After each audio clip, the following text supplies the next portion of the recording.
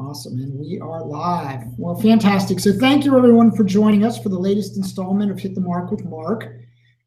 This week's topic, or this current topic today, we're going to be talking about is the idea of a gentleman gone forever. And I think back to how I was brought up as a child, and I remember being told so many different things about what a gentleman does, such as holding the door for a lady or the concept of ladies first.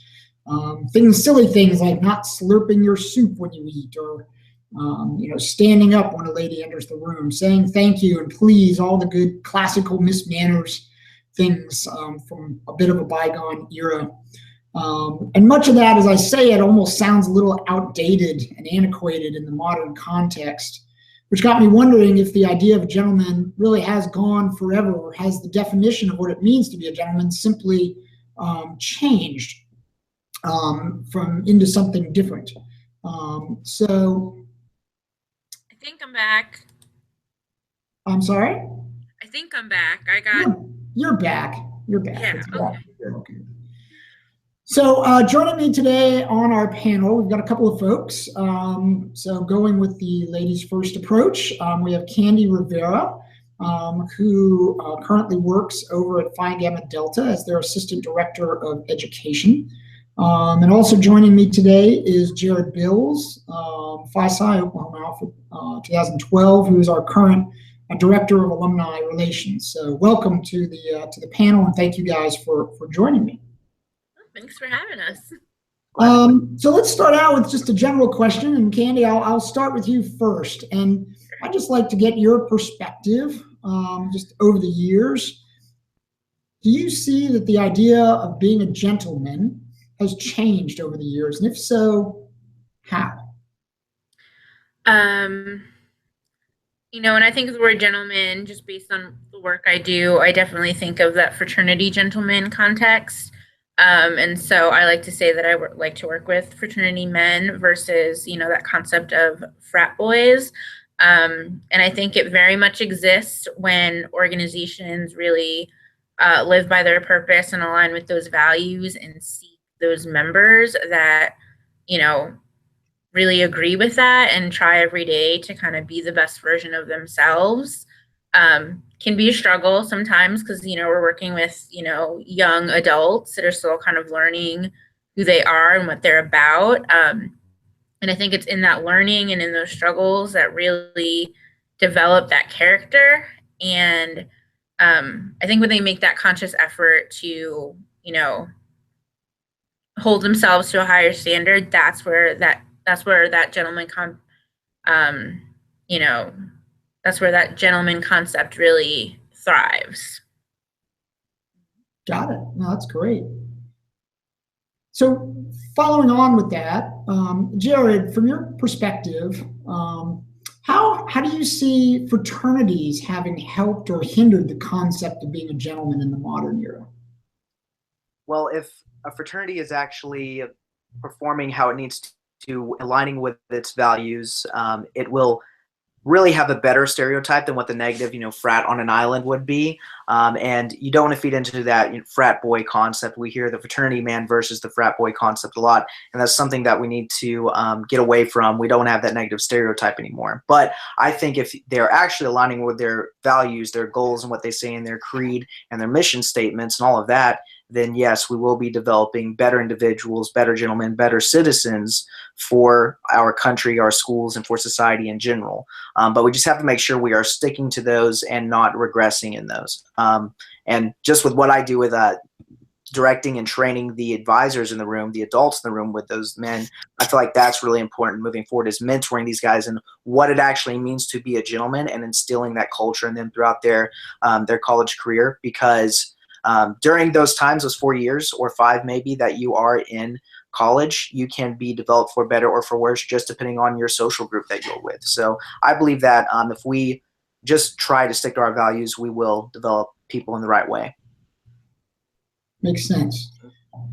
So, Candy, from your perspective, not to put you too much on the spot, but I would be curious to know, from your perspective, or for the perspective of a woman, a sorority girl. What does it mean to be a gentleman in the 21st century? When a modern woman looks at somebody who's like, he's a real gentleman. What does that encompass? What types of traits would encompass somebody being a gentleman in the 21st century? I really, I don't want to necessarily make this a direct correlation, but when you're dating, let's say, when you're trying to find someone, you're trying to find those key values and, shared commonalities that you have. So it's kind of that old adage of like, does he treat his mom right? Does he have, really strong connections with females? Are they respectful? Are they, motivated and have, are trying to achieve all their goals? Do they have goals? Things like that. So when it comes to finding, gentlemen or, quality guys, I think that's just a guy that's a go-getter and really understands where they want to go and how they need to get there, how they handle their relationships with, different people, whether that's holding doors for, people on the street and, just being kind when no one's watching. I think that is really important. And, I visit campus to campus, so I'll see that, and it's noted when there's, gentlemen that are wearing letters or not, or, are doing those things when no one's looking. And so I think that for me is very telling of what those values alignments look like. Yep. No, I think that makes sense. It's interesting, and I phrased my question maybe a little more specific than I meant to, just from a female perspective, but I think you hit on a very interesting point, doing the same things, whether somebody's watching or not, holding the door, whether it be for a woman or whether it be for somebody who's handicapped or less able, or just needs some help, right? I mean, I think, I at least envision all of those aspects to be equally important, to being a gentleman or demonstrating that, helping people out just in general. So I appreciate your broadening the question that I had originally posed. I think that totally makes sense. Jared, I know you do a lot of our training, particularly obviously with our alumni. Part of our creed is that, Phi Psis are honorable men, courteous and cultured. How do we help our members do that or be a better them for having joined Phi Kappa Psi than if they had not? Yeah, so I think with being courteous and cultured, I think it also leads back to being genuine with all people, not just being kind and genuine to females, but also males, your other counterparts, Greek or non-Greek, being good to all of those people around you. Other people will see that and will respect you more so than what they would if you weren't that way to everyone.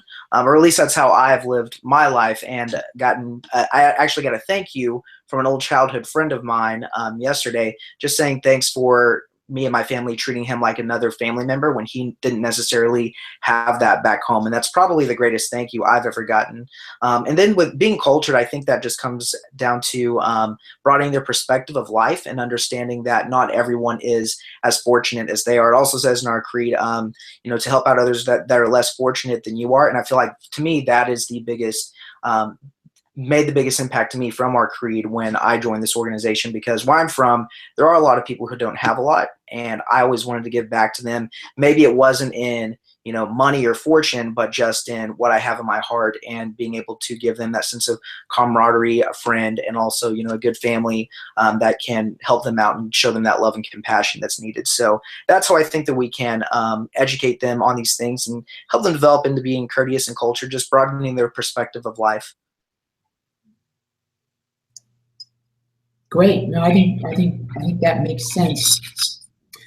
Candy, I'm curious, just from talking to, say, your parents and doing what you do now, just over the years, how do you see societal and cultural norms having changed the roles of what it means to be a gentleman? It's funny because I come from an immigrant family, so they were very much kind of old school, whatever that necessarily means. I think we're still trying to figure that out. But when it came to raising, me and my brother in a different country and, just kind of a different environment than they kind of grew up in, it was, they saw parents maybe being, more lax about bedtimes or curfews or, things of that nature. And they were pretty strict with us. And I think that they were just trying to, safeguard us, and I can appreciate it. And I appreciate it more now as an adult than obviously when I was, younger.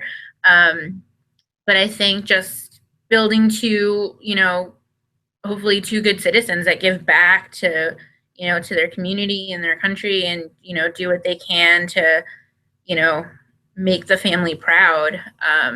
And so in terms of just raising good people with, strong values, and, when mistakes are made, learning from them, and then supporting them and encouraging them, even switching essentially what my career was going to be from, education to a different side of education, not necessarily in the classroom, being supportive of that, and just kind of creating these citizens.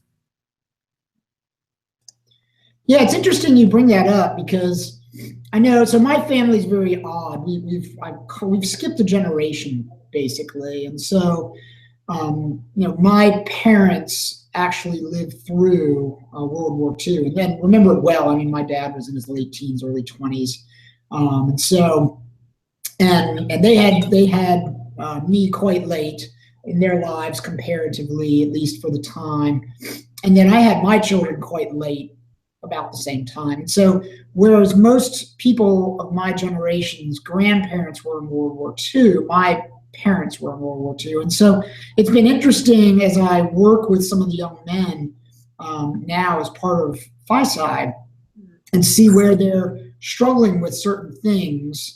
And I think we've all heard the concept of the challenges of the millennials and the lack of resilience and all that stuff. I'm not going to go into that. But it is interesting that I see a lot of what they're struggling with, and then look at how my wife and I are raising our children. And we're kind of following that more strict rule, much to their dismay, I'm sure, but we are. And so, when they have a problem, rather than solving it for them, we usually just tell them to go figure it out, for example. And so I think that helps them, or over time, I would think that would help them become stronger people, which I personally think also would lead to being a better gentleman. Because if you've got that self-confidence to know that you can usually sort through whatever life throws at you, that gives you the confidence and the poise needed to maintain yourself in various situations. So anyways, it was interesting you brought that up, because it got me thinking about what we're doing currently as well. So as we wrap this up, Jared, one last question for you, either of you, but I'll point it to you. What advice would you give our members regarding being a gentleman in the modern age? Yeah, being a gentleman in the modern age, I would say one thing that I learned actually here at headquarters, we had a dinner etiquette class, and it was eye-opening for me when the person who was leading this told us that opening a door for a woman now can be seen as being offensive. And to me, where I grew up, that was just always seen as a sign of respect, not only for a woman, but also for another individual, whoever it might be. So it was interesting for me to just see that viewpoint on things. But on the flip side of it, we just need to realize that everyone's trying to be respectful with those things and not to get easily offended by it. But for more advice on that, I'd say just try to understand that not everyone had the same upbringing as you. They're going to have different values, but still try to be respectful and courteous of them due to those things. And always treat others with respect, give them the benefit of the doubt, and always try to help others that are in need. Others will see that, and they'll see you as being a gentleman when you do that, when you're genuine with people and you really mean all of those things at your core. So I would just leave it at that, and just say seek out other people that you think are respectable gentlemen, and say, how do you do this? Because everyone has their different methods for doing it, but seek a mentor, go to that person, and try to surround yourself with people that are like that, because there's also the theory you're the sum of that, you're the average of all of the people that you hang around with. So if you can surround yourself with better people, you can develop better into a more fine gentleman. Yep, I think that's great points. Well, fantastic. Jared, Candy, any final thoughts on the topic of being a gentleman in the modern era? I really appreciated what Jared said about, holding the door. I definitely, see that as to that old school gentleman, Cary Grant kind of vibe. But yeah, I can also see the flip side of that where people might get, offended. And so it's all in how you handle yourself, in situations. Who you surround yourself with, speaks volumes about you as a person as well. So just be as authentic as, you are, and, just be genuine. And I think that will take you a lot farther than I think people realize, because sometimes I think it's a little bit of a fear to be authentic. So just, challenge yourself to do that. Challenge yourself to really, be the best version of yourself. Yep. No, I think you're spot on. And it's funny, the door holding one is always the one that gets everybody thinking, right? And to me, I always try to reflect on that as, you utilize positive intent, right? I'm holding the door to be polite, not because I think you're weak and worthless and can't do it for yourself, right? So it's really partly kind of what you were saying there, Candy. It's a mindset, right? We all need it. I'm not trying to cast blame on anybody in particular, but if you assume people generally have positive intent, it gives you a very different outlook, and I think actually helps feed that gentlemanly approach to life. So, very good point. Awesome. Well, thank you to each of you for joining us today for another edition of Hit the Mark with Mark. I really appreciate your time, and hopefully we'll get to talk again soon. Thank you all. Thanks so much. Yeah. Thank you, Mark.